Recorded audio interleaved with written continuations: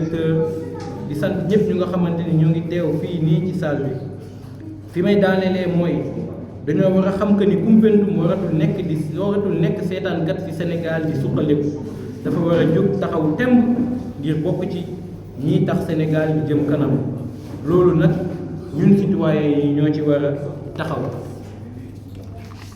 Au nom d'Allah, le clément, le miséricordieux, chers parents, chères autorités, chers frères et sœurs de cœur et de plume, chers collaborateurs, chaleureux public, distingués invités, bonsoir, et que le salut soit sur vous.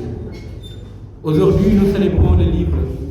Nous baptisons un empilement de feuilles toutes blanches remplies d'encre. Le livre conscientise, éveille, car la lecture, c'est la nourriture de l'esprit. Mesdames et messieurs, il y a de cela 10 ans maintenant, j'étais à l'école Thierno Sakho et j'avais un rêve qui était d'être auteur, un rêve que je n'ai jamais osé prononcer à haute voix, mais que j'ai eu le courage d'affronter tous les obstacles qui se dressaient devant moi. Malgré tous les hiccups, j'ai gardé espoir. Comme je l'ai dit dans ce livre, à travers le proverbe numéro 20, une lueur d'espoir peut accomplir des miracles. Il faut juste y croire. Aujourd'hui, par la grâce de Dieu et un travail rempli de sacerdoce, je suis devenu auteur d'un livre et je compte bien en écrire beaucoup plus d'autres, Inch'Allah.